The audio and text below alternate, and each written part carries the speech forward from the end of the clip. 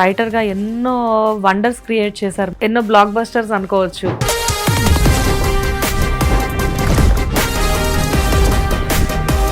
$150 days, 200 days ఇండస్ట్రీలో ఒక sensation. ప్రముఖ రైటర్ మరుదూర్ రాజా గారు ఉన్నారు.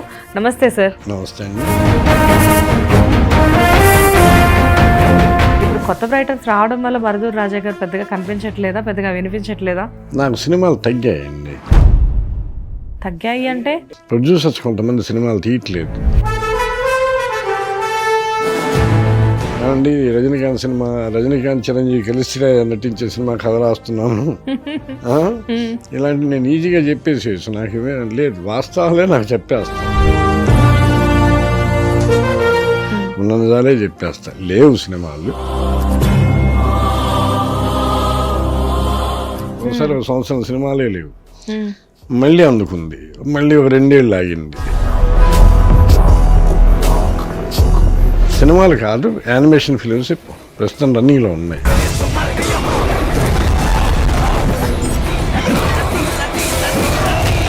మీ సర్కిల్ మొత్తం కూడా రాఘవేంద్రరావు గారు, ఎస్వి కృష్ణారెడ్డి గారు, ఈబీవి సత్యనారాయణ గారు అసలు ది గ్రేట్ డైరెక్టర్స్. పళ్ళతో హీరోయిన్ ఇంత అందంగా కొట్టొచ్చా అని చెప్పేసి ఆయన వల్లే తెలిసింది బయట.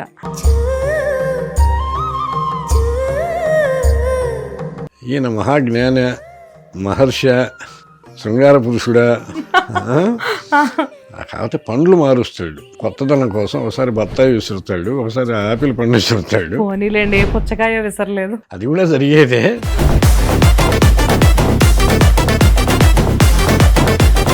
అట్లాగే ఈయన కూడా మొదటి నుండి శృంగారపరమైన సన్నివేశాలు, పాటలన్నీ తీస్తూ ఒక్కసారి ఆధ్యాత్మికంగా ఒక అన్నమయ్యలాగా. మనోహర రూప నగరాజధరుడ శ్రీనారాయణ. ఎల్బి శ్రీరామ్ గారు కానివ్వండి, అంటే మీరందరూ ఒకటే టైంలో రాశారు. పరశురి బ్రదర్స్ కానివ్వండి, మీకు వాళ్ళని చూసినప్పుడు కూడా ఎప్పుడు అనిపించలేదా మనం కూడా ఏమన్నా చేద్దామని? నాకు ఆ ఫీల్ రాలేదు. పక్కన అపార్ట్మెంట్ స్టార్ట్ చేశా, అది 1,40,00,000కి అమ్మా. ఇప్పుడు 15 కోట్లు దాని వాల్యూ. హిట్లర్ మూవీకి మాకు తెలిసినంత వరకు మీరే అనుకున్నాం మేము. తర్వాత అది సెర్చ్ చేస్తే గానీ ఎల్బి శ్రీరామ్ గారు అన్న సంగతి తెలియదు మాకు. ఫస్ట్ జగన్మోహన్ గారు నన్నే డిసైడ్ చేశారు. పవన్ కళ్యాణ్ గారితో కూడా ఇలాంటి సిచ్యువేషన్ జరిగిందని తెలిసింది నాకు. నన్ను ఆ సుస్వాగతం సినిమా అప్పుడు సీను నన్ను అడిగితే,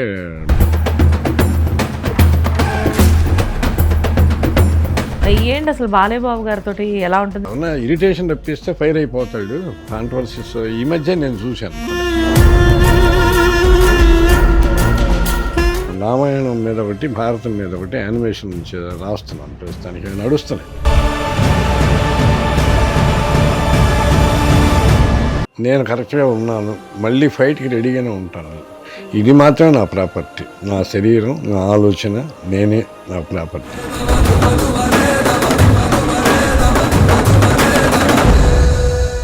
నమస్తే, వెల్కమ్ టు హిట్ టీవీ. నేను శ్వేత. ఈరోజు మనతో పాటు ప్రముఖ రైటర్ మరుదూర్ రాజా గారు ఉన్నారు. నమస్తే సార్. నమస్తే అండి. సార్ ఎలా ఉన్నారు? బాగున్నాను. ఆఫ్టర్ లాంగ్ టైం యాక్చువల్గా మీ ఇంటర్వ్యూ చేద్దామని ఒక 1 year బ్యాక్ అనుకున్నాను, మొత్తానికి ఇప్పుడు సెట్ అయింది. సార్, మరుదూర్ రాజా గారు ఇండస్ట్రీలో ఒక సెన్సేషన్. రైటర్గా ఎన్నో వండర్స్ క్రియేట్ చేశారు మీరు. లైక్ ఆ వండర్స్ లో ఎన్నో బ్లాక్ బస్టర్స్ అనుకోవచ్చు. 150 days, 200 days, ఇప్పుడంటే 1 week ఎంత బ్లాక్ బస్టర్, ఎంత పెద్ద మూవీ అయినా కానీ తీసేసే రోజులు. అప్పట్లో 200 రోజుల దాకా వెళ్ళిన సినిమాలు ఉన్నాయి. ఓకే, సో ఈ క్రమంలో అన్ని హిట్స్ ఇచ్చే మీరు సడన్ గా ఇప్పుడు కొత్త రైటర్స్ రావడం వల్ల మరుదూర్ రాజా గారు పెద్దగా కనిపించట్లేదా, పెద్దగా వినిపించట్లేదా? ఏమండి, నేను వాస్తవం చెప్పేస్తాను. ఉన్న విషయం, నాకు సినిమాలు తగ్గాయండి. తగ్గాయి అంటే మా సర్కిల్లో మెయిన్గా నేను రాసే డైరెక్టర్లు వాళ్ళు ఆగారు. ప్రొడ్యూసర్స్ కొంతమంది సినిమాలు తీయట్లేదు. ఇప్పుడు ఈతరం ఫిల్మ్స్ బాబురావు గారు సినిమాలు తీయట్లేదు. ఒకప్పుడు ఈ సినిమా పోకూరు బాబురావు గారు ఉండేవారు. ఆయన కంటిన్యూగా ఆయన 4 సినిమాలు చేస్తే నేనే రాసేవాడిని. అట్లా కొంతమంది మిస్ కావటం, కొంతమంది తీయకపోవటం వల్ల జరిగింది. ఈ మధ్యలో కొంతమంది చిన్న సినిమా వాళ్ళు రావటం, కన్సల్ట్ కావటం, లాంచుకోవటం కూడా జరిగింది. అది ఎందుకో ఒక టైం గ్యాప్ వచ్చింది. ఇప్పుడు నేను మీకు చెప్పేస్తా, ఏమండి రజనీకాంత్ చిరంజీవి కలిసి నటించే సినిమా కథ రాస్తున్నాను, ఇలాంటి నేను ఈజీగా చెప్పేసేసి నాకు ఇవే లేదు, వాస్తవాలే నాకు చెప్పేస్తా, ఉన్నదాలే చెప్పేస్తా. లేవు సినిమాలు. ఒక నమ్మకం ఏంటంటే వస్తాయి, నేను రాయాలి అని ఉన్నావు నా దగ్గరకు వస్తాయి. ఈ గ్రహణాలు నాకు 3 సార్లు ఇలాంటి టైం వచ్చింది. ఒకసారి 1 సంవత్సరం సినిమాలే లేవు, మళ్ళీ అందుకుంది, మళ్ళీ ఒక 2 ఏళ్ళు ఆగింది, మళ్ళీ అందుకుంది, 7 ఏళ్ళు కంటిన్యూగా రాసేసా. ఈసారి కొంచెం పెద్ద గ్యాప్ వచ్చిందండి, 1.5 year గ్యాప్ వచ్చింది ఆల్మోస్ట్, అంతే. దాని గురించి చింతించవలసిన అవసరమే లేదు, నేను చింతించను కూడా.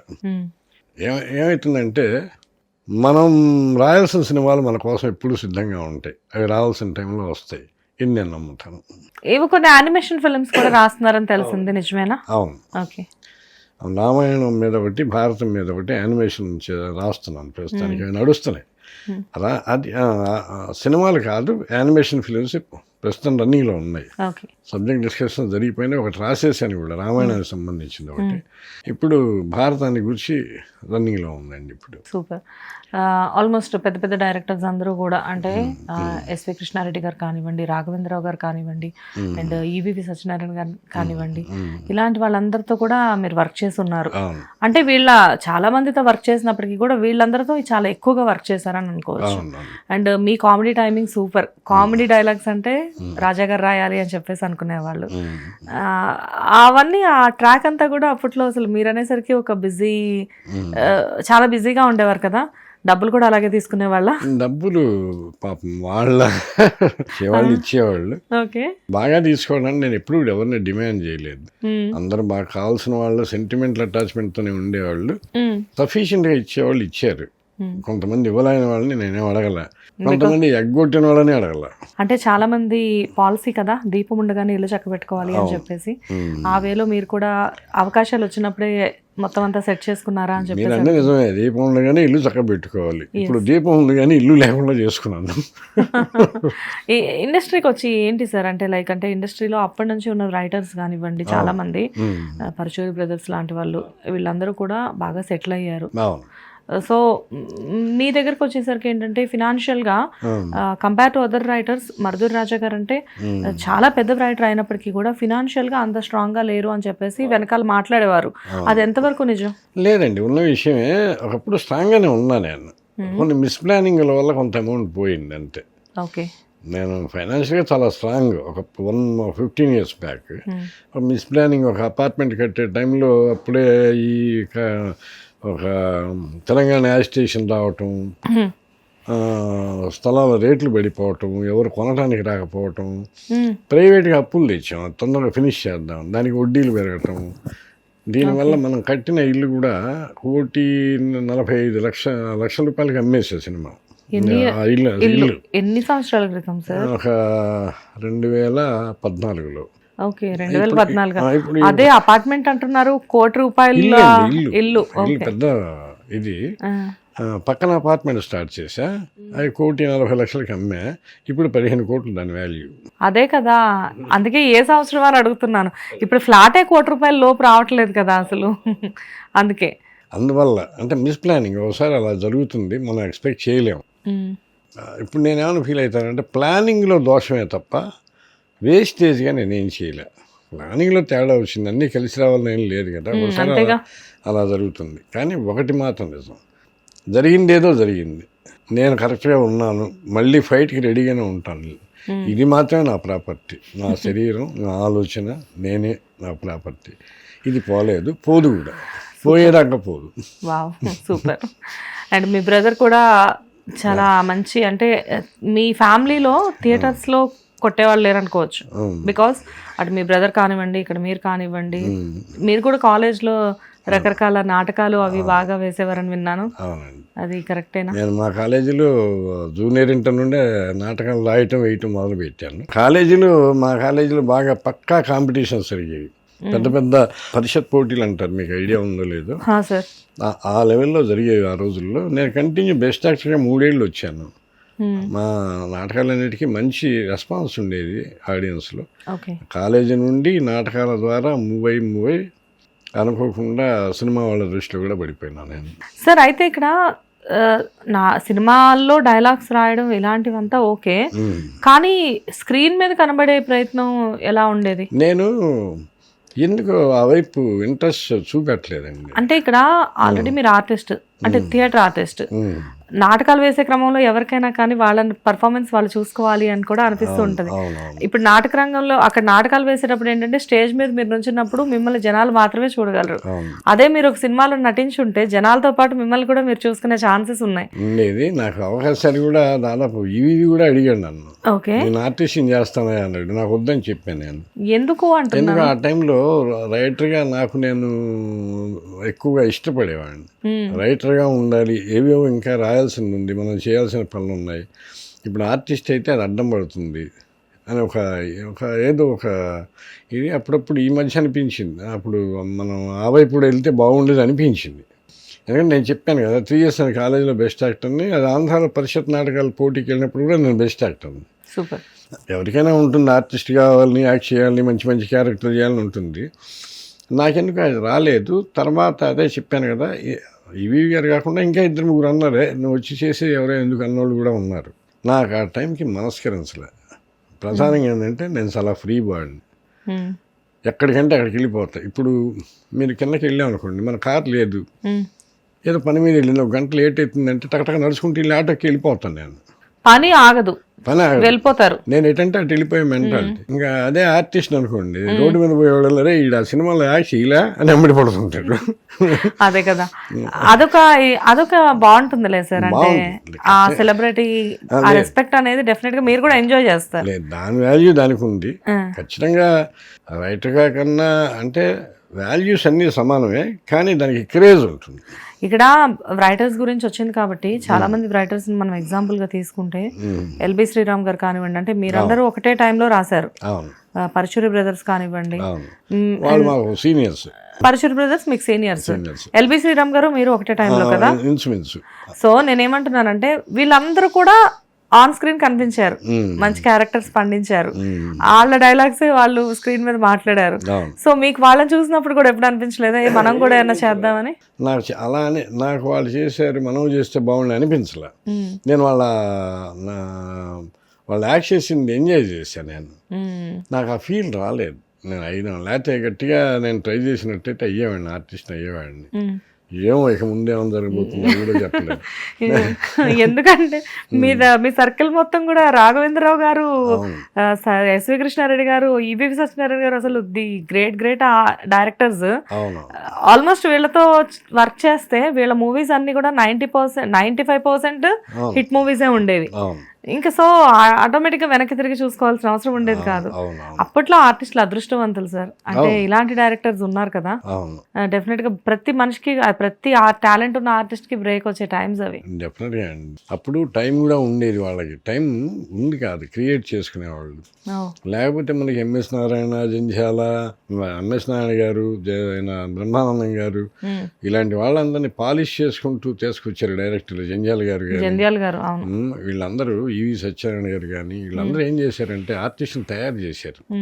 వాళ్ళ టైము, ఓపిక, వాళ్ళని ఒక ఆర్టిస్ట్గా మలిచేశారు. మీకు తెలుసు కదా అట్లా. అందుకని వాళ్ళ టైం అనేది నిజంగా గోల్డెన్ టైం. ఇప్పుడు కొత్త ఇంట్రడ్యూస్ చేయాలంటే చాలా కష్టం ఎవరికైనా. చాలా సార్. ఇప్పుడు అసలు ముందు వాళ్ళకు ఒక రికగ్నైజేషన్ రావాలి అంటే వాళ్ళకి ఏదైనా సపరేట్ గా ఒక క్యారెక్టర్ పడి ఒక మంచి బ్రేక్ వస్తే తప్ప అంతకుముందు 10 సినిమాలు చేసినా కానీ వాళ్ళు ఎవరో బయటకు తెలియట్లేదు. అసలు నిజంగా ఇప్పుడు బ్రహ్మానందం గారు మన రీసెంట్ ఇంటర్వ్యూలో కూడా చెప్తున్నారు, జంధ్యాల గారు ఆయన అసలు ఒక తీర్చిదిద్దారు అని చెప్పేసి టైంలో. అది ఒక నేను క్యారెక్టర్స్ రాయడం కానివ్వండి. నేను నాటకాల నుండి వచ్చాను కాబట్టి, నేను డైరెక్ట్ చేసేవాడిని కాబట్టి, మా శిష్యుల్లో కాలేజీలో నాటకాలు వేసేటప్పుడు అసలు ఏం మాట్లాడటం రానుండి చేసుకొచ్చి స్టేజ్ మీద వాడి చేత వేషం వేయించాను నేను. కామెడీ వేషం తెగ ఎంజాయ్ చేశారు. వాడికి అర్థం కాదు ఏంటి నేను ఇంత బాగా చేశానని. అట్లాగా ఒక డైరెక్టర్, ఒక రైటర్ కూర్చొని ఒక కొత్త ఆర్టిస్ట్కి వేషం ఇచ్చి అతన్ని ఎలివేట్ చేసి కొత్త ఆర్టిస్ట్ని తెచ్చాము అనే వాళ్ళు ఇప్పుడు ఎవరు లేరండి. పాత వాళ్ళతోనే వెళ్తున్నారు అందరూ.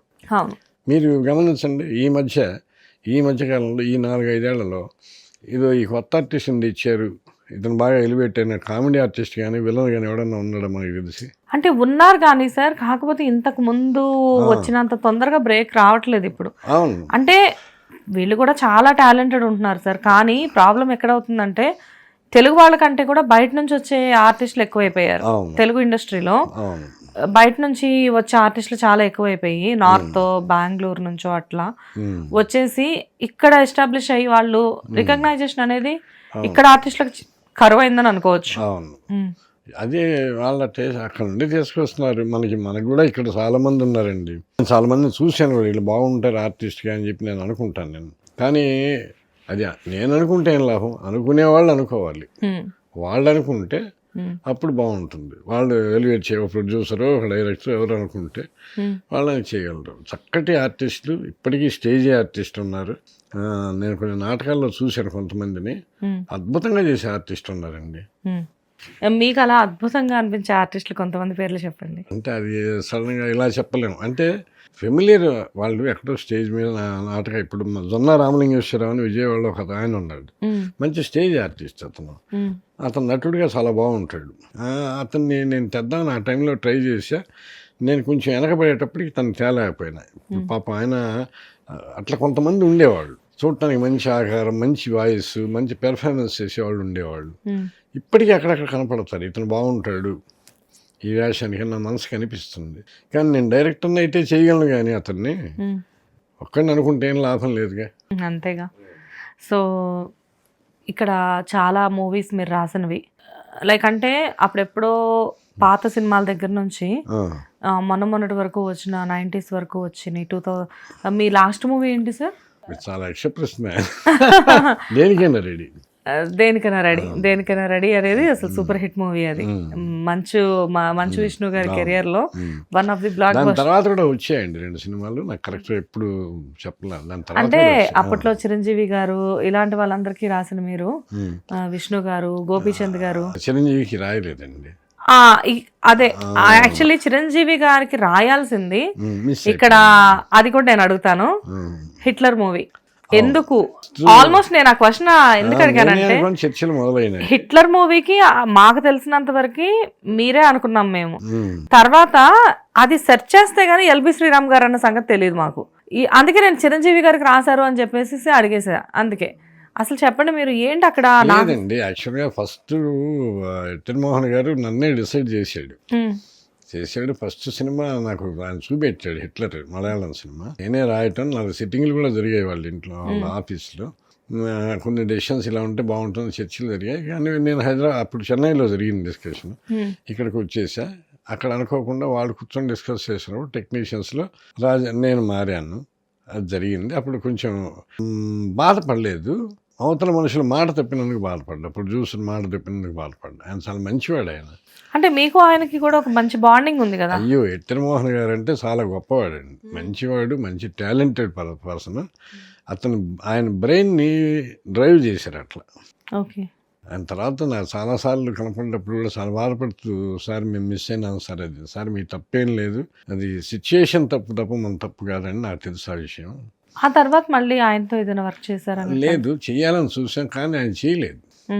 ఆయన తర్వాత 2 మలయాళం సినిమాలు ఇక్కడ థియేటర్లో వేసి నాకు ఫోన్ చేసాడు, సార్ మీరు వచ్చి చూడాలి, మీరు బాగుందంటే నేను తీస్తాను, లేకపోతే తీనన్నాడు. నేను 2 సార్లు వెళ్ళి చూసి 2 బాగాలే వద్దని చెప్పాను. నేను చాలా మందికి షో చేసాడు ఆయన. అది పక్క పిలిచి అడిగితే వద్దండి ఆల్రెడీ, ఒకటేమో అసెంబ్లీ రౌడీ లాగా ఉంది, ఒకటేమో అసలు బాగాలేదు సినిమా, ఇవన్నీ మనం చూసినవేనండి అని చెప్పా. ఒకసారి ఇక్కడ అనుకున్న థియేటర్లో వేసారు, 2 మలయాళం సినిమాలు వేసారు. కానీ మంచివాడు, పెద్ద మనిషి అండి, వ్యక్తి. ఆయన మాట అంటే మాట, ఒక నిలకడ, విలువ ఉన్న మనిషి, విలువలు తెలిసిన మనిషి అంటారు చూసారా, అది. మొత్తానికి ఒక ప్రాసెస్ లో వెళ్తూ ఉంది అప్పట్లో. చిరంజీవి గారితో మూవీ దాకా అనుకొని వెళ్ళలేని పరిస్థితి జరిగింది. తర్వాత చిరంజీవి గారు ఎప్పుడైనా మిమ్మల్ని అడగడం జరిగిందా, ఇలా మనం కలిసి వర్క్ చేద్దాము అని? లేదండి, మామూలుగా కలిసినప్పుడు హలో హలో నమస్తే అంతేనా? అంతే తప్ప కలిసి పనిచేద్దాం అనేంత దాకా ఇప్పుడు జరగలే. ఎందుకు మెగా ఫ్యామిలీలోనే మీకు ప్రతిసారి ఇలా జరుగుతుంది? ఈవెన్ పవన్ కళ్యాణ్ గారితో కూడా ఇలాంటి సిచ్యువేషన్ జరిగిందని తెలిసింది నాకు. ఆయనకు కూడా ఒక మూవీకి మీరే అనుకోని లాస్ట్ మినిట్లో మీరు కాకుండా వేరే రైటర్ వచ్చారు. లేదండి, పవన్ కళ్యాణ్ విషయంలో ఏం లేదు. ఓకే. నన్ను ఆ సుస్వాగతం సినిమా అప్పుడు శ్రీను నన్ను అడిగితే, డైరెక్టర్ భీమనేని శ్రీనివాసరావు థింక్ కావాలని అడిగితే, ప్రొఫెషనల్గా కాకుండా అతను నాకు బాగా ఫ్రెండ్ భీమనేని శ్రీనివాస్. అందుకని అతనికి సిట్టింగ్లో చర్చల్లో హెల్ప్ చేశాను అంతే. డిస్కషన్లో సుస్వాగతానికి సంబంధించి అంతే తప్ప నా పేరు వేస్తామని కానీ ఇంకోటి కానీ చర్చ లేదు. అక్కడ నాకేం జరగలేదు. సో చర్చల్లో అయితే హెల్ప్ చేశారు మీరు చర్చలు చేశాను. సుస్వాగతం సినిమాకి. మేమేమనుకుంటున్నామంటే సుస్వాగతంకి కూడా మీరేనేమో రాయాల్సింది లేదు అని చెప్పేసి. ఎందుకు మరి ఇలాంటివన్నీ రూమర్స్గా బయటకు ఎందుకు క్రియేట్ అయ్యి వస్తున్నాయి? ఇది రాయాల్సింది రాజా గారేనంట, కాకపోతే రైటర్ మారారు లాస్ట్ మినిట్లో అని చెప్పేసి. లేదు, ఒక్కటే తప్ప ఇంకా నాకు ఏమీ అలా జరగలేదు. ఓకే. అంత మటుకు ఏం జరగలేదు. సో అప్పటి నుంచి ఫస్ట్ మిమ్మల్ని, మీకు ఫస్ట్ అయితే తమ్మారెడ్డి గారు కదా ఫస్ట్ మూవీ ఆఫర్. ఇక్కడ నాకు ఇప్పుడు ఈ గృహ కల్లోలాలు ఎక్కువైతాయి దీనివల్ల. పోకూరి బాబురావు గారు ఫస్ట్ సినిమా ఇచ్చాడు. ఓకే. కథ ఓకే చేసేసాడు. ఈ తరం మూవీస్ నవభారతం సినిమా ఇచ్చిన తర్వాత సరే దాని మీద చేద్దాం అనుకున్నాం. ఈ మధ్యలో కొంచెం టైం గ్యాప్, అటు ఇటుగా టైం గ్యాప్ వచ్చినప్పుడు తమ్మారెడ్డి భరద్వాజ్ గారు పిలిచి మన్మథ సామ్రాజ్యం అనే సినిమా ఇచ్చాడు, రాయమని చెప్పి అడిగాడు. అంటే నేను కొంచెం ఆలోచించా ఆ టైంలో, బాబురావు గారితో సినిమా చేస్తున్నాం కదా, మళ్ళీ ఈయన అడుగుతున్నారు ఎట్లా అని. కాదండి అంటే, నువ్వు రాయి, అప్పుడు ఫస్ట్ పరిచయం కదా, మీరు రాయండి బాగుంటుంది అది అని అడిగాడు. ఫస్ట్ అది రాశా. అది రాసి అది రిలీజ్ అయింది. ఆ తర్వాత నవభారతం మొదలైంది. ఇప్పుడు నేను మొదటి సినిమా నవభారతం అని చెప్పాలా, మన్మథ సామ్రాజ్యం అని చెప్పాలా, నాకు ఇప్పటికీ అర్థం కాదు. కానీ ఒకటేంటంటే మన్మథ సామ్రాజ్యం ఆడలా, కానీ మంచి సినిమా అది. ఏదో తమాషాగా ఉంటుంది, బ్యాడ్ సినిమా కాదు. కానీ ధర్మంగా చెప్పాలంటే రిలీజ్ అయిన సినిమా, రాసిన సినిమా అదే కాబట్టి దాని పేరే చెప్పాలి. ఒక ధర్మం ఇది ఏంటో ఇప్పటికీ తేలని సమస్య నా జీవితంలో. ఎవరైనా ఫస్ట్ సినిమా ఏంటి అంటే టక్కీమని చెప్పేస్తారు. పాపం మీరు ఇన్ని సంవత్సరాలు అయినా కానీ ఫస్ట్ సినిమా నాదేదో నాకే తెలియట్లేదని చెప్తున్నారు. ఎందుకంటే అది బాగా ఆడలేదని దాని పేరు చెప్పకుండా ఉండటం తప్పు కదండి. అవునా కాదు? యాక్చువల్గా మాట్లాడితే ఫస్ట్ సినిమా నవభారతం కిందే వస్తుంది. ఎందుకంటే అది కథ రాయటం మొదలుపెట్టావు కాబట్టి నేనే కథ, నేనే డైలాగులు అన్నీ నేనే దానికి, కాబట్టి దాని పేరే స్టార్ట్ అయింది. స్క్రిప్ట్ అదే స్టార్ట్ అయింది. ఇది రన్నింగ్లో ఉన్నప్పుడు అది స్టార్ట్ అయ్యి అది రిలీజ్ అయిపోయింది. అందువల్ల సరే ఒక్కొక్క ఇంటర్వ్యూలో పేపర్లో వేసేవాళ్ళు, ఒకళ్ళేమో అది రాసేవాళ్ళు, ఒకళ్ళు ఇది రాసేవాళ్ళు. ఇది రాసిన నేను రాసిన సినిమానే కదా అనుకునేవాడిని. సూపర్. సో కొంతమంది డైరెక్టర్స్ గురించి మనం మాట్లాడుకుందాం ఇక్కడ. రాఘవేంద్రరావు గారు పూలు పళ్ళు, హీరోయిన్ బాడీలో కొన్ని పార్ట్లు. సో అంటే పళ్ళతో హీరోయిన్ నీకు ఇంత ఇంత అందంగా కొట్టొచ్చా అని చెప్పేసి ఆయన వల్లే తెలిసింది బయట.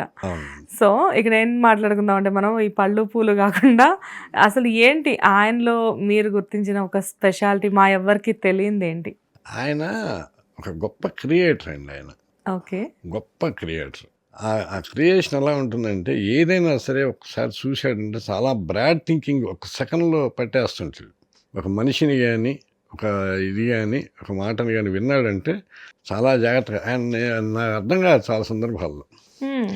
ఈయన మహాజ్ఞాన, మహర్ష, శృంగార పురుషుడా, ఒక 7-8 క్యారెక్టర్లు ఉంటాయి ఆయనలో.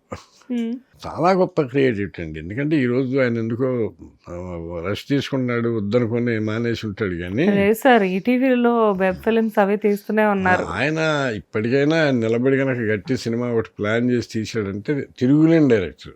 మొన్న పెళ్లి సందడి 2 శ్రీలీలాని ఆయన ఇంట్రడ్యూస్ చేశారు. ఎక్కడుంది ఆ అమ్మాయి? డైరెక్షన్ తను మనసు పెట్టాలి. ఆయన చెప్పి నేను ఈ సినిమా పెద్ద హిట్ చేయబోతున్నాను అన్నాడంటే అది హిట్ అని నవ్వుతూ నవ్వుతూ చెప్తాడు. టెన్షన్ పడకుండా తీస్తాడు సినిమా. అది ఎంత అందరూ టెన్షన్ పడితే ప్రతిదానికి ఆయన టెన్షన్ పడ్డాడు. నవ్వుకుంటూ తీస్తాడు ఆయన. కాకపోతే పండ్లు మారుస్తాడు కొత్తదనం కోసం. ఒకసారి బత్తాయి విసురుతాడు, ఒకసారి ఆపిల్ పండు విసురుతాడు. పుచ్చకాయ విసరలేదు. అది కూడా జరిగేదే. అంటే అంత పర్సనాలిటీ హీరోయిన్ కూడా దొరకాలి. సినిమా నడపటం కూడా విపరీతమైన స్పీడ్లో నడుపుతాడు. ఏ ఫ్రేమ్ అయినా అందంగా ఉంటుంది. ఆయన తీస్తే మనసు పెట్టి తీస్తే ప్రతి ఫ్రేమ్ అందంగా ఉంటుందండి. ఆయన సూక్ష్మంగా ఆలోచిస్తాడు. నాతో ఒకసారి చెప్పాడు, హీరోయిన్ని నేను అందంగా చూపెట్టాను అది ఇది అంటారయ్యా, హీరోయిన్లో ఏ యాంగిల్లో బాగుండదో నేను చూస్తా, ఆ యాంగిల్ పెట్టను అన్నాడు. అంతే, అంతకన్నా నేనేం చేయను అన్నాడు. ఓ ఓకే. ఏ యాంగిల్లో హీరోయిన్ చూస్తే బాగుండదో ఆ యాంగిల్లో కెమెరా పెట్టను, అది తప్ప మిగిలిన యాంగిల్స్ అన్నీ పెట్టేస్తా అమ్మాయికి.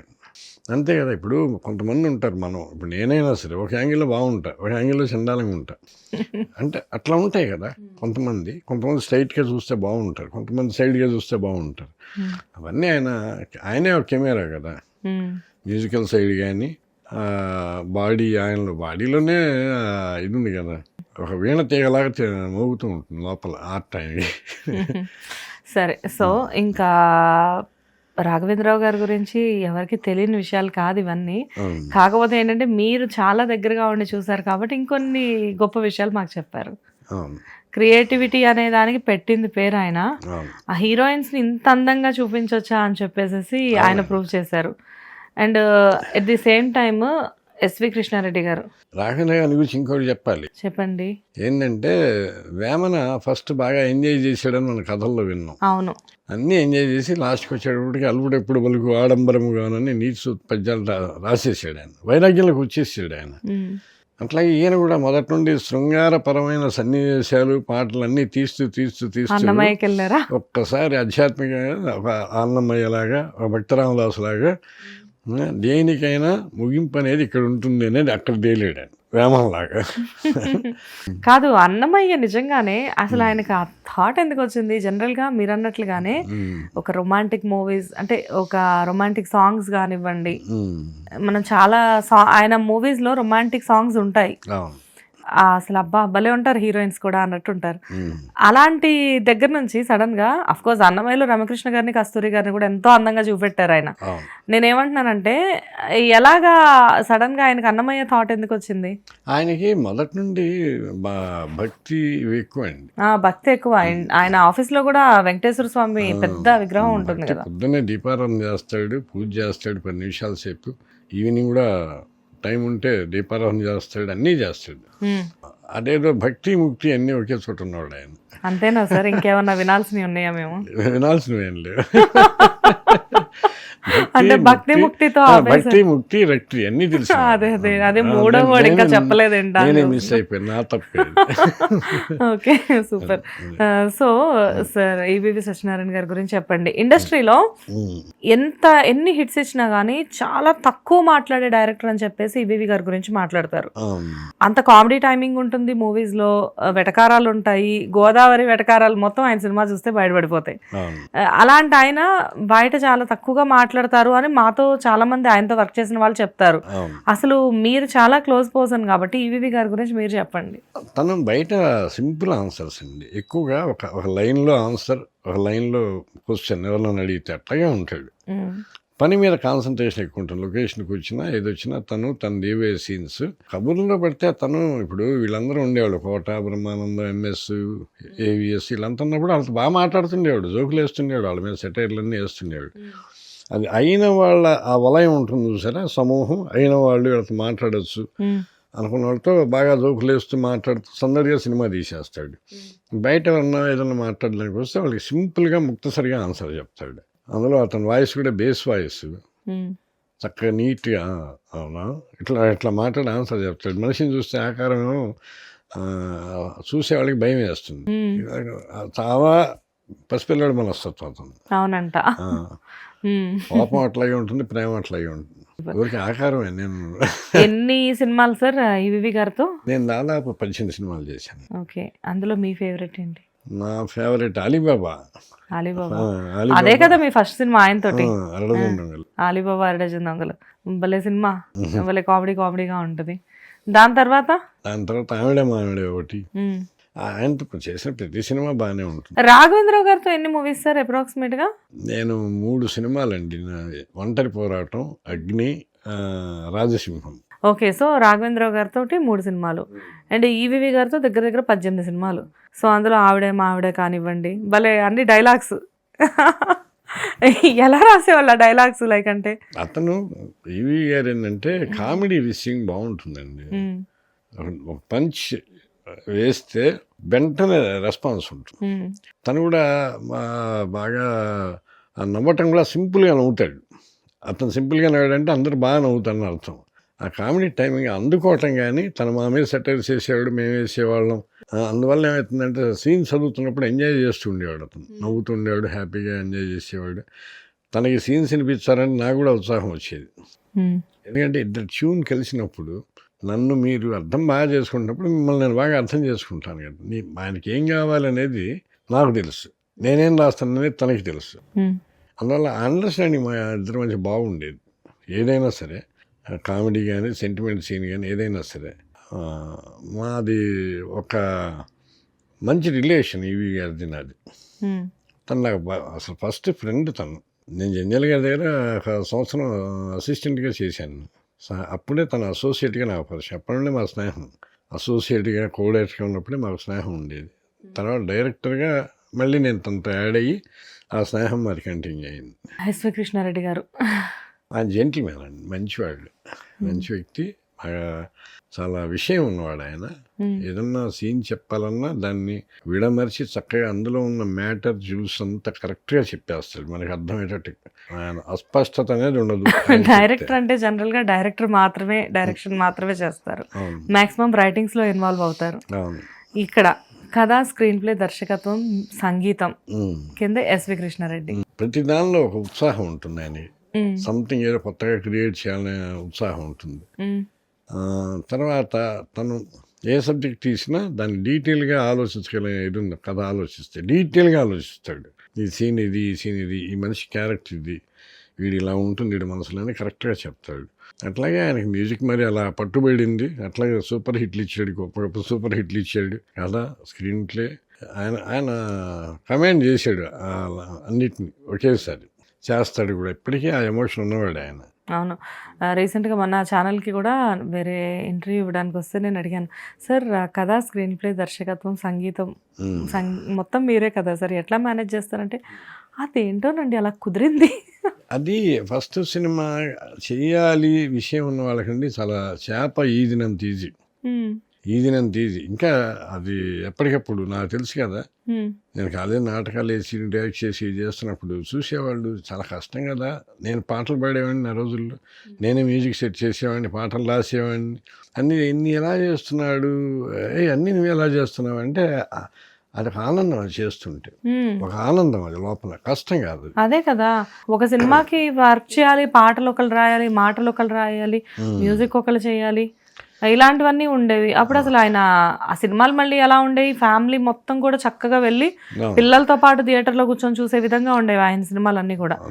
ఆయన సినిమాల్లో మీరు ఎన్నిసార్లు దగ్గరగా మీరు ఎన్ని ఇచ్చారు? నేను 4 సినిమాలు. ఎగిరే పౌరమా మీరే? అవునండి. మనసులో మాట ఓకే, మంచి సాంగ్స్ ఉంటాయి అందులో.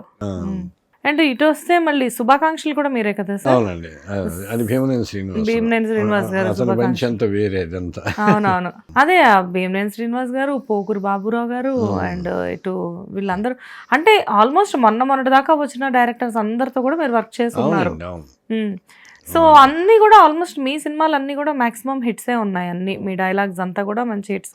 అప్పుడు డైలాగ్స్ అన్నీ కూడా అప్పుడు మీరు రాసిన డైలాగ్స్ అన్నీ కూడా ఇప్పుడు సోషల్ మీడియా చాలా ఎక్కువ యాక్టివ్ అయిన తర్వాత ఇప్పుడు ఇన్స్టాగ్రామ్ లో ఆ డైలాగ్స్ అంతా ట్రెండ్ అవుతున్నాయి. ఎప్పుడైనా మీకు ఎవరైనా మీ డైలాగ్స్ చూస్తుంటారా ఎప్పుడైనా ఇన్స్టాగ్రామ్ లో? పోస్ట్ పెడతారండి వాట్సాప్ లో. ఆ మధ్య సినిమాలో డైలాగులన్నీ నేను రాసినవి ఉన్నాయంట, కామెంట్ డైలాగులు. ఓకే సార్ మీ డైలాగులే ఉన్నాయి సార్, వరుసగా మీవే తిప్పి రాశారు ఆ సినిమాలో. ఆయన అది తెలిసి రాశారు, తెలియక రాశారు, లేకపోతే వాళ్ళ ఒరిజినల్గా రాశారు, మనకు తెలియదు కదా. అంటే ఇన్స్పైర్ రాయొచ్చేమో. ఆ సినిమాలో దాదాపు మీ పనిచేసేయండి అన్ని ఏరియాలు పెట్టినట్టున్నారు అందులో. మా శిష్యుడే నాగరాజు అని అతను ఫోన్ చేసి మెసేజ్ ఇచ్చాడు నాకు. ఆ మెసేజ్లో చెప్పాడు, మంచిదే కదా వాళ్ళకి ఉపయోగపడితే. ఇప్పుడు నేనున్న శ్రీశ్రీ గారు ఒక మాట చెప్పాడు, నేను ఇప్పుడు రాసింది రేపు ఎవడో ఇదే రాస్తాడు, నేను ఇప్పుడు రాసింది ఎవడో ఎప్పుడో రాసే ఉంటాడు. మనం ఎవడో రాసింది ఆల్మోస్ట్ ఎవరో రాసి ఉండొచ్చు ఈరోజు మనం రాసింది, ఈరోజు మనం రాసింది ఎవరో రాయొచ్చు. సేమ్ ఎక్స్పీరియన్స్, ఒకే ఎక్స్పీరియన్స్ ముగ్గురికి రావచ్చు కదా. అట్లాగా వాళ్ళ అనుభవం ప్రకారం వాళ్ళు రాశారేమో, చూసే రాశారేమో, రాయనియండి. ఇప్పుడు మనం ఎందుకు బాధపడాలి, మళ్ళీ కాపీ కొట్టారని, మంచిదేగా. నైస్ కదా. అంటే ఇలా పాజిటివ్గా ఆలోచించే వాళ్ళు కూడా చాలా అరుదు సార్.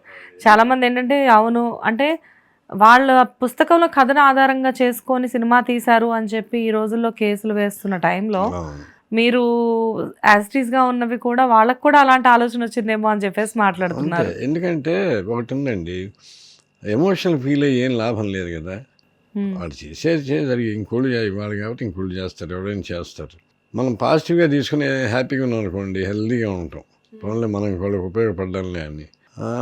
వాడు నా డైలాలో రాసేట నా సినిమాకి నేను థియేటర్కి వెళ్ళి చూసి నలుగురితో చెప్పి ఇదంతా వేస్ట్ టైం కదా మన బ్రెయిన్లో. ఇదంతా ఎంత ఆరోగ్యం చెడిపోతుంటుంది దీనివల్ల. అదే మనోడ ఆడుకున్నాడు, పోనీ తీసేయి అని చెప్పేస్తాం. హ్యాపీ మాక్సిమం పాజిటివిటీకే ఎక్కువ ప్రయారిటీ ఇస్తారు. అట్లాగే ఉంటానండి ఫస్ట్ నుంచి కూడా. ఈ గొడవలు ఇవన్నీ మనకెందుకు అంటే సినిమా ఇండస్ట్రీలో చాలా మంది ఏంటంటే పాపులర్ అవ్వాలి అంటే కాంట్రవర్షియల్ ఎక్కువ చేయాలి అనుకుంటారు. బట్ మీ దాకా వచ్చేటప్పుడు ఏంటంటే కాంట్రవర్షియల్ కాదు, ఏదైనా సామరస్యంగానే చూసుకోవాలి అనుకుంటున్నారా? ఒకటి ఉందండి, కాంట్రవర్షియల్ కాకుండానే అన్నీ చూసుకుంటా. కాస్త నష్టపోయినా కాంట్రవర్షియల్ కాకుండా చూసుకుంటా. కానీ నాకు ఒక చిన్న వీక్నెస్ ఉంది. నేను కనుక కోపం వచ్చి ఏదైనా జరిగిందంటే ఇంకా మళ్ళీ వెనక క్షమార్పణలు ఏమి ఉండవు.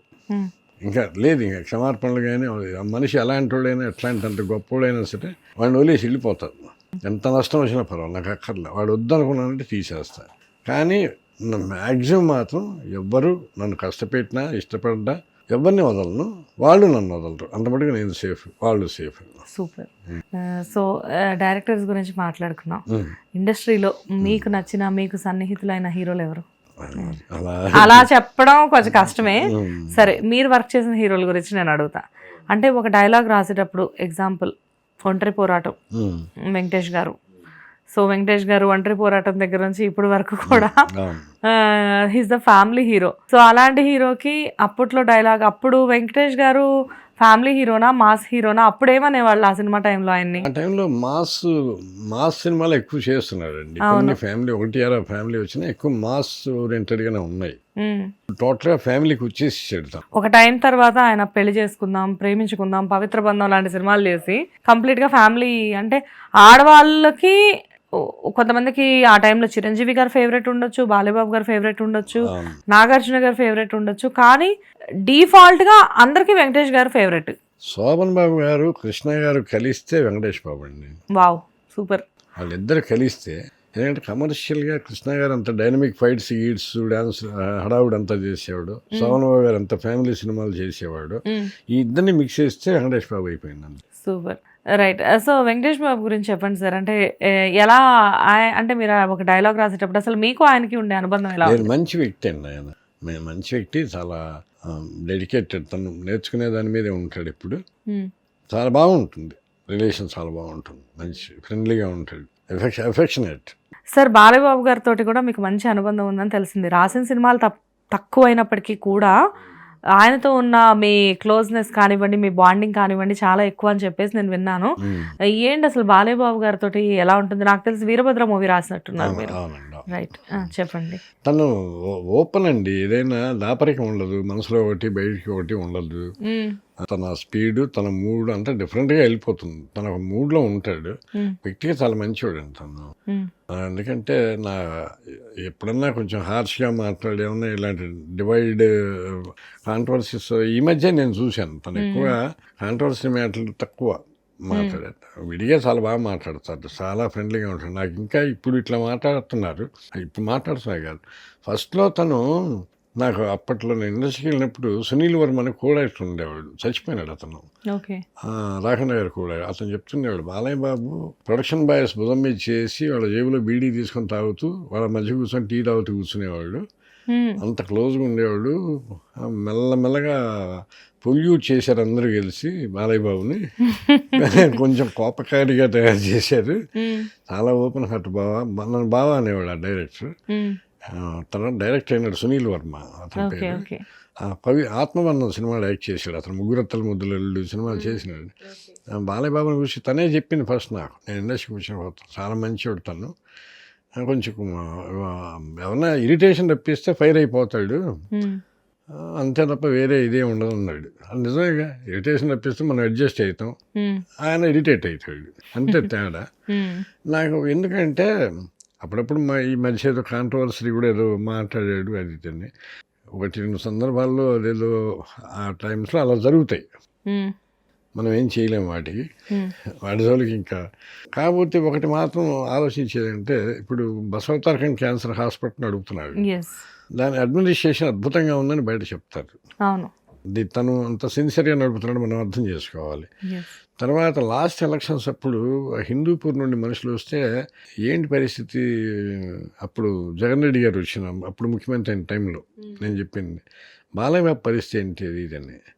ఆయన యునానిమస్గా అక్కడ బాలయ్య బాబు గెలవకపోతే ఎవడు గెలవడండి ఆంధ్రాలో, గెలిచేదే బాలయ్య బాబు అక్కడ. అంత మంచిగా చెప్పారు. ఎందుకు చెప్తారు, తను అక్కడ సర్వీస్ చేసే ఇదిలో ఉన్నాడు, ఇక్కడ సర్వీస్ చేస్తున్నాడు, మనకి తెలిసి, అంతే కదా. అంటే అలా మనం అర్థం చేసుకునేటప్పుడు కొంచెం పాజిటివ్గా కూడా అర్థం చేసుకోవాలి కదండి తన. అంటే సార్ ఇక్కడ కొన్ని క్రియేట్ అవుతాయి, కొన్ని క్రియేట్ చేయబడతాయి. సో అందుకంటే మనం ఎక్కువ మాట్లాడుకోవడానికి కూడా లేదు. అవునండి, అవును. కృష్ణ గారితో కూడా వర్క్ చేశారా మీరు? చేశారు. శ్రావణ మాసం అని పోసాన కృష్ణమురళి డైరెక్ట్ చేశారు. అదే హరికృష్ణ గారు, కృష్ణ గారు. లక్కీగా కృష్ణ గారితో కూర్చొని మాట్లాడి అదృష్టాన్ని ఆ సినిమా ద్వారా పొందా, రోజు కూర్చొని అవకాశం కలిగింది నాకు ఆయనతో. సినిమా అప్పట్లో ఏంటంటే పెద్దగా ఆడలేదు అనే టాక్ వచ్చింది, కానీ ఆ సినిమా వన్స్ టీవీల్లోకి రావడం మొదలుపెట్టిన తర్వాత ఇప్పటికీ కూడా శ్రావణ మాసం సినిమా అంటే ప్రతి ఒక్కళ్ళు చూస్తారు. అండ్ అందులో ఒక పాపులర్ సాంగ్ కూడా ఉంటుంది, తెలుగు వారి పెళ్ళి అని చెప్పేసి. ప్రతి పెళ్లిలో కూడా కంపల్సరీగా ఆ సాంగ్ ఉంటుంది. మెమరీ నాకు కృష్ణ గారితో సినిమా చేశాను అనేది రికార్డులో ఒకటి ఉందన్నమాట నాకు. అంటే కృష్ణ గారు, విజయ నిర్మల గారు ఇద్దరు ఉంటారు ఆ సినిమాలో. ఎలా అంటే అందులో ఉన్న కాస్టింగ్ అంతా చాలా మంచి కాస్టింగ్. అంటే కృష్ణ గారు, విజయ నిర్మల గారు, ఇటు ఆపోజిట్ లో హరికృష్ణ గారు, భానుప్రియ గారు, మంచి ఆర్టిస్టులు అందరూ కూడా. ఆల్మోస్ట్ వాళ్ళు ఇండస్ట్రీలో చాలా మంది అందులో కామెడియన్స్ అంతా ఉన్నారు. అవునవును, ప్రతి వాళ్ళు ఉన్నారు. అవును, అందులో వచ్చే వాళ్ళు త్రిమూర్తులని, వాళ్ళందరూ కమెడియన్స్ మొత్తం అందరూ ఉంటారు కదా అందులో. గుర్తున్నాయి, నేనే మర్చిపోయినా త్రిమూర్తులని. అంటే నేను రీసెంట్ గా కూడా కాదు, ఒక 6-7 years బ్యాక్ చూసాను. అదేంటో సినిమా చూస్తే నాకు అట్లా క్యారెక్టర్స్ గుర్తుండిపోతాయి. సరే, సో అందులో డైలాగ్స్ మీరే కదా రాసింది మొత్తం. ఆ డైలాగ్స్ అన్ని భలే ఉంటాయి sir. Cat walk, rat walk, Bhanupriya గారితో, అండ్ ఇవన్నీ కూడా నాన్నగారండి అని హీరో కానివ్వండి, ఇదంతా కూడా. అండ్ కళ్యాణికి ఆ తెలంగాణ యాస అదంతా కూడా మొత్తం అంతా ఆ డైలాగ్స్ కూడా మొత్తం మీరే కదా. అంటే రాశాను, బెటర్మెంట్ ఆటోమేటిక్ అక్కడ జరిగిపోతుంటుంది. కొన్ని బెటర్మెంట్ మనం సలహాలు అడిగి తీసుకుంటాయి కొన్ని సమయాల్లో. మండలికి నేనే రాశాను, మురళి కూడా రాస్తాడు కదా, మురళి ఉన్నాయి, ఇద్దరు ఉన్నాయి కదా అక్కడ. అవునవును, తనకి సగం రావచ్చు, ఇద్దరు మంచి రైటర్స్. తన సినిమాకి నన్ను పెట్టుకున్నాడు, అది విషయం. అంటే అక్కడ ఆయన డైరెక్షన్ లో బిజీగా ఉన్నారుగా. సో ఇక్కడ మీనంటే కృష్ణ గారితో ఏం మాట్లాడేవారు, అసలు ఎలా ఉండేది? నేను ఆ రోజుల గురించి, ఆయన సినిమాల గురించి మాట్లాడుతుండేవాడిని. తర్వాత ఏదో ఇవే వస్తుండేది. ఆ సినిమా అండి, మోసగాడు, అవేకళ్ళప్పుడు చూసామండి మేము. ఇప్పుడు అల్లూరి సీతారామరాజు అండి. నాకు బాగా గుర్తుంది ఏంటంటే, ఛత్రపతి శివాజీ మీరు ఎందుకు తీయలేదు సార్, మేము వెయిట్ చేసామని అడిగాను నేను.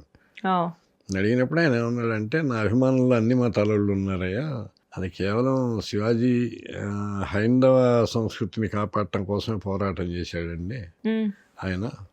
అలా ఏముంది, ఎక్కువ అదే వస్తుంది ఆటోమేటిక్గా వచ్చేది. కొంతమంది అభిమానులు డిస్టర్బ్ అయ్యే అవకాశం ఉంది, ఎందుకు కాంట్రవర్సీ కాకుండా ఉండాలని చెప్పి నేను చేయలేదు. ఓకే, అలా అనుకుంటే ఆయన ఒక టైంలో జీసస్ రిలేటెడ్ కూడా ఒక మూవీ చేస్తున్నారు. అంటే ఆయన ఏంటంటే, శివాజీ మహారాజు కూడా ఆయన సైన్యంలోని కూడా ముస్లిమ్స్ ఉన్నారు, ఆయన సేవకుల్లో ఉన్నారు, ముస్లిమ్స్ ఉన్నారు. కానీ ఒక ముద్ర ఏంటంటే, ఆయన హైందవ సంస్కృతిని కాపాడాలని హిందువుల కోసం ముస్లింనే శత్రువుగా భావించాడని ఒక భావన ఒకటి ఇంప్లిమెంటేషన్ అయింది. అందువల్ల తను కూడా ఇంకా అటు ఇటుగా చేంజెస్ వస్తాయి మొత్తం అని, మా చిన్న ఒక లైన్ ఎందుకు రావాలనేది సెన్సిటివ్గా ఆలోచించాడు కృష్ణ గారు, అంతే. ఆ మాట చెప్పాడు. అందుకని నా అభిమానులు కూడా హర్ట్ అవుతారు ఆ టైంలో, ఎందుకంటే అందరూ కాళ్ళ మీదకే కదా శివాజీ మహారాజు వెళ్ళి చంపేసి వచ్చారు, అంతేగా. అందువల్ల ఆయన అందుకని విత్రాయని అని చెప్పాడు. అండ్ శోభన్ బాబు గారి గురించి చెప్పండి. శోభన్ బాబు గారితో ఒకే ఒక సినిమా చేశా. మాటలే ఉన్నాయి, మాటలు లేవు, ఆయన చూస్తూ కూర్చోవటమే. అంటే ఆయన గ్లామర్ గురించి చెప్తున్నారా మాకు? ఆయన అశ్వమేధం సినిమా చేసి ఆయనతో ఓకే. చేసినప్పుడు ఆయన అలా చూస్తూ ఆయన మాట్లాడుతుంటే వింటుండేవాడిని అంతే. నేను చెప్పండి సార్, ఏదన్నా మీరే చెప్పాలి సార్ అంటే, మాదేముందండి మీరు కొట్టోళ్ళు మీరే చెప్పాలి ఇప్పుడు. వాళ్ళు లెజెండ్స్ కదండి. లెజెండ్స్ ఒక సినిమా ప్రపంచానికి మేము కన్నా సినిమా కళల ప్రపంచంలో వాళ్ళందరూ ఇది కదా. అంటే వీళ్ళందరినీ ధృవ తారలు అనే కంటే కూడా ఇంకా ఎక్కువే అనొచ్చు. అనొచ్చు.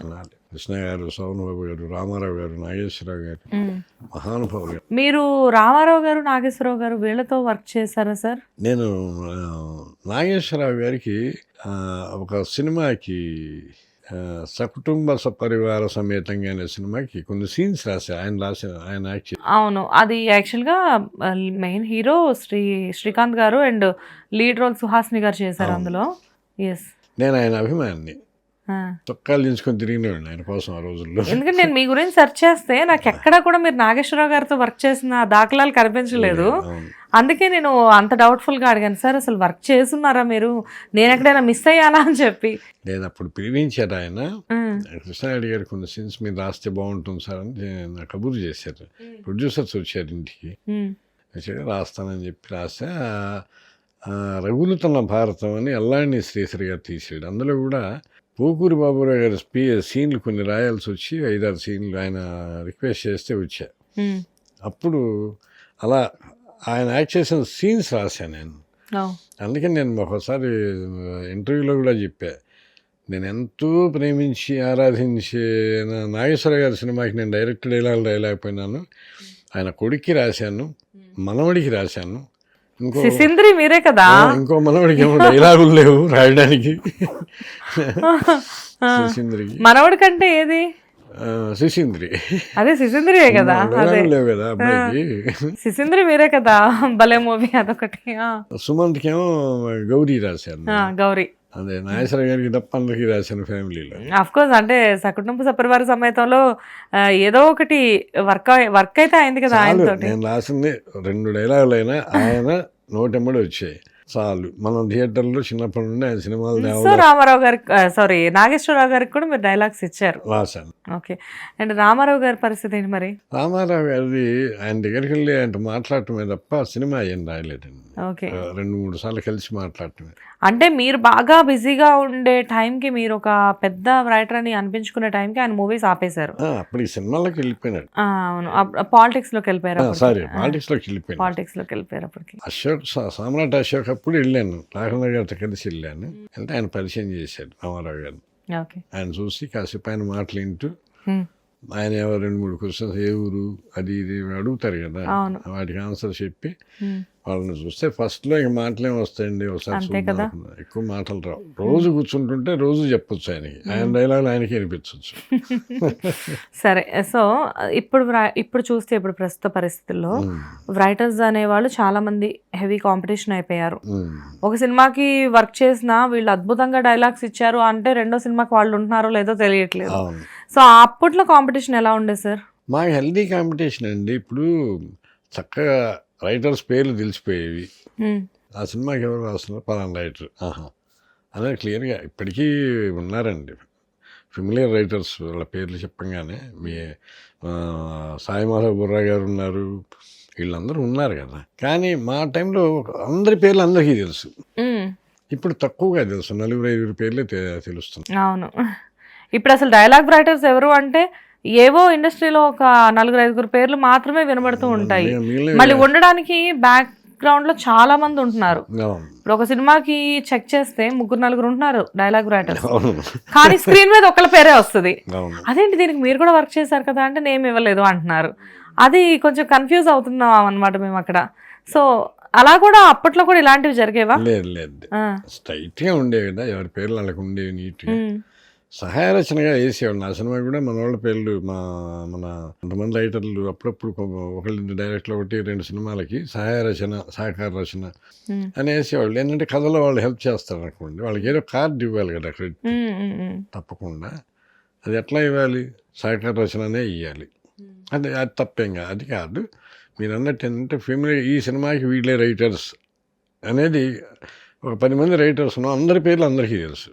ఇప్పుడు మీరు అన్నమాట ఏ సినిమాకి ఎవరు రాశారో తెలియటం కష్టం అవుతున్నది ఇప్పుడు. అదే కదా, అది మాత్రం కన్ఫ్యూజ్ ఉంది. ఇప్పుడు నా ఫ్రెండ్స్ లోనే కొంతమంది డైలాగ్ రైటర్స్ ఉన్నారు, వాళ్ళు ఏ సినిమాలు చేస్తున్నారో నాకు తెలుసు, కానీ వన్స్ సినిమా అయిపోయి స్క్రీన్ మీద చూస్తే వాళ్ళ పేరు ఉండట్లేదు, వేరే పాపులర్ రైటర్స్ నేమ్స్ ఉంటుంది. సినిమా అయిపోయి బయటకు వచ్చిన తర్వాత నేను దీనికి డైలాగ్ నువ్వే కదా, ఎందుకు నీ పేరు లేదు అంటే అది ఇవ్వలేదు, కుదరలేదు అలా అని చెప్పేసి అంటారు. ఏవో జరుగుతాయి అక్కడ సిచ్యుయేషన్స్, ఏం జరిగాయో మనకు తెలియదు. ఒకసారి అలా వాళ్ళు అడ్జస్ట్ అయిపోవాలి, వీళ్ళు అడ్జస్ట్ అయిపోవాలి అంటే.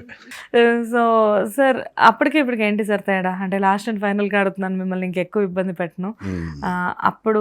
అప్పటికి ఇప్పటికి ఏంటి ఇండస్ట్రీలో తేడా అంటే, ఒక డిసిప్లిన్ వైజ్గా చూసుకున్నా కానివ్వండి, ఒక రెస్పెక్ట్ వైజ్గా చూసుకున్నా కానివ్వండి, ఇప్పుడు ఎలా ఉండేది ఇప్పుడు ఎలా ఉంది అంటే ఒకటండి, నేను స్వయంగా నేను చూసి, నేను షూటింగ్లకి వెళ్ళి చాలా రోజులు అయింది. అది నేను రాసిన సినిమాలకి వెళ్ళేవాడిని కదా.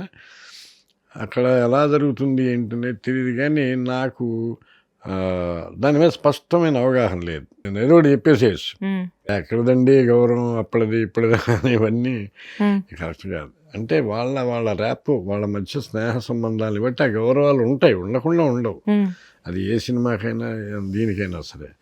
అప్పటికి ఇప్పటికి మార్పు అంటే కొంచెం బాగా స్పీడ్ అయిపోయింది, కొంచెం కమర్షియల్ అయింది ఏమనే ఫీలింగ్ ఉంది. అటాచ్మెంట్స్ తగ్గి కొంచెం కమర్షియల్ అయ్యి అనుబంధాలు కాస్త తగ్గాయేమనే ఫీలింగ్ మాత్రం ఎక్కడో అనిపించింది నాకు, అంతే.